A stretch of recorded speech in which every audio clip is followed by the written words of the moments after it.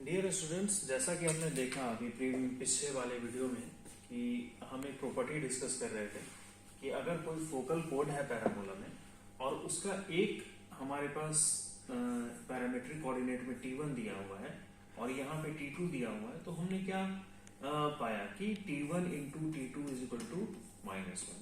अब इसी प्रॉपर्टी को यूज करके बहुत इंपॉर्टेंट रिजल्ट आपके सामने है। यह है कि sum of reciprocal of length of segments of focal कोड इज कांस्टेंट। क्या कहने का मतलब है? ऐसे तो बहुत भारी भरकम वर्ड लग रहा है, लेकिन आप देखिए ये एक फोकल कोड है, इसका सेगमेंट्स क्या हुआ? ये PS and QS are nothing but the segments of a focal कोड। तो ये कह रहा है कि 1/ps plus 1/qs is equal to constant. ये आपको प्रूव कर देना है, ठीक है? तो कैसे करेंगे? सबसे पहले हम लोग आइए देखते हैं इसको।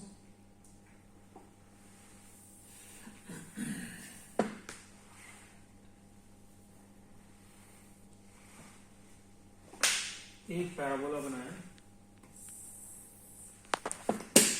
पैराबोला कौन सा? y square is equal to 4x। थोड़ा सा डायग्राम आपको स्केल नहीं है, लेकिन ये हो गया a t1 स्क्वायर, दूसरा 2a t1, ये हो गया p, ये हो गया s a, 0, क्योंकि किस पैराबोला का बात चल रहा है? y square is equal to 4x। तो इसका फोकस क्या होता है? ये पॉइंट Q, इसका coordinate a t2 square, 2a t1, 2a t2। अब देखिए हम t1 t2 क्यों ले, अलग अलग वेरिएबल्स क्यों ले? अभी हमने पढ़ा कि t1 into t2 is equal to -1, तो क्या हम इसका यूज नहीं कर सकते हैं? बिल्कुल कर सकते हैं। तो कैसे करेंगे? t2 की जगह क्या डालेंगे? t2 की जगह क्या डालेंगे? -1/t1। वेरी गुड, t2 की जगह डालेंगे -1/t1। तो ये कोऑर्डिनेट कैसे चेंज हुआ? a upon t1 square, okay? तो a upon t1 square comma -2a upon t1। तो देखिए क्या किया मैंने, q को चेंज कर लिया t1 के रेस्पेक्ट में। ये तो क्लियर होगा सबको। अब क्या करना है? मुझे चाहिए ps और qs का लेंथ निकालना है और डायरेक्ट उसमें पुट कर देना। तो देखिए ps का लेंथ क्या होगा? PS का लेंथ डिस्टेंस फॉर्मूला से हम लोग निकाल सकते हैं, वेरी सिंपल।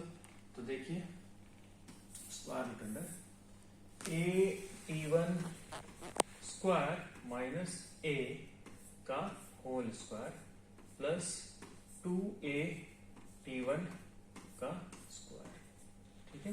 ये आया आपका PS। तो इसको अगर सिंप्लीफाई कीजिएगा तो यहां से आएगा, देखिए a स्क्वायर बाहर ही कर देते हैं, अंदर आ गया t1 square minus t1 square minus 1 का होल स्क्वायर प्लस 2t1 का whole square, that is equal to a।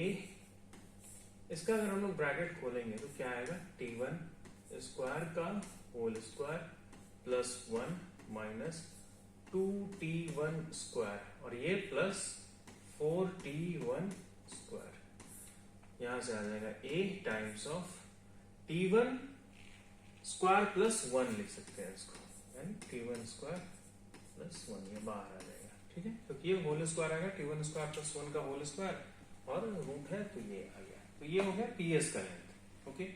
इसी ढंग से qs का लेंथ हमको चाहिए, तो ps का लेंथ हम लोग यहाँ पे नोट कर लेते हैं, ये आ गया ps। अब आइए बच्चों हम लोग क्यूएस का निकालते हैं। बहुत सिंपल है, कुछ भी इसमें रॉकेट साइंस नहीं है। तो क्यूएस का कैलकुलेशन कर लेते हैं हम लोग। यहाँ करता हूँ क्यूएस का कैलकुलेशन।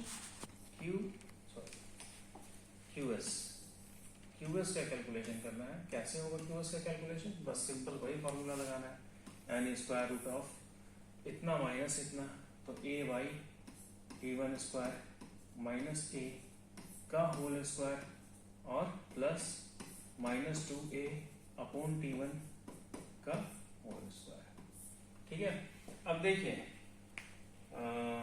एक चीज आप लोग यहाँ कर सकते हैं, ये क्या हो रहा है? a t1 square plus a बाहर अगर निकाल लिए तो अंदर था t1 स्क्वायर माइनस 1, या a t1 स्क्वायर प्लस 1 हो जा रहा है। बस इसी सिमेट्री को यूज करके हम इसको डायरेक्ट लिख सकते हैं कि a को बाहर लिखा 1 अपॉन t1 स्क्वायर और प्लस 1। समझ रहे हैं आप? कर भी लीजिएगा यही आएगा। मैं कैसे लिखा, a बाहर आया, t1 स्क्वायर माइनस 1 उसकी जगह t1 स्क्वायर प्लस 1 कर दिया। ठीक वैसे ही जैसे यहाँ पे है, देखिए a by t1 square minus है, a को अगर बाहर कर लिया तो यहाँ पे प्लस लगा लिया, क्योंकि ये वाला टर्म है ना वो उसके माइनस 2ab को कंपनसेट कर देगा। तो ये आ गया आपका QS।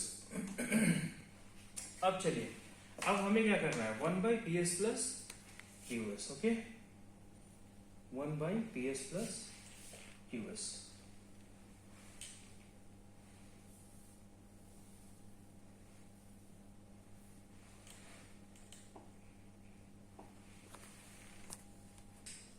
तो अब देखिए हमें क्या करना था, 1 by P S plus QS। तो 1 upon P S plus 1 upon QS निकालना था। तो ये हो जाएगा 1 अपॉन पी एस का वैल्यू क्या है, a t1 स्क्वायर प्लस 1 और QS का वैल्यू है 1 upon a into 1 upon t1 square plus 1। ये लिख सकते हैं तो ये सम आया, ये आया PS plus 1 by P S plus QS। अब इसको देखिए, यहां से डिनोमिनेटर में हम क्या लिख सकते हैं, this is equal to 1 upon a t1 square plus 1 plus ये t1 स्क्वायर ऊपर जाएगा, t1 square upon a t1 square plus 1। नीचे डिनोमिनेटर में सेम चीज आ गया, तो ये ऊपर जाने के बाद क्या हो जाएगा, 1 plus t1 square divided by a times 1 plus t1 square. ये पूरा कैंसिल, तो बच गया that is equal to 1 upon a।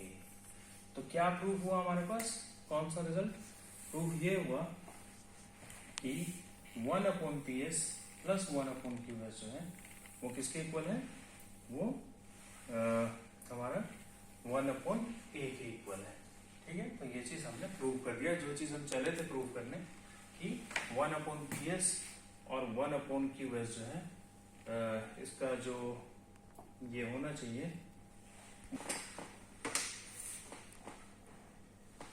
तो देखिए हम लोग जो स्टार्ट किए थे प्रूव करना कि 1 upon P S plus 1 upon QS is equal to 1 upon a। अब एक और ब्यूटीफुल चीज यहाँ से क्या निकल के आता है कि अगर मैं इसको ऐसा लिख लूं, अगर मैं इसको ऐसा लिख लूं कि दिस इज इक्वल टू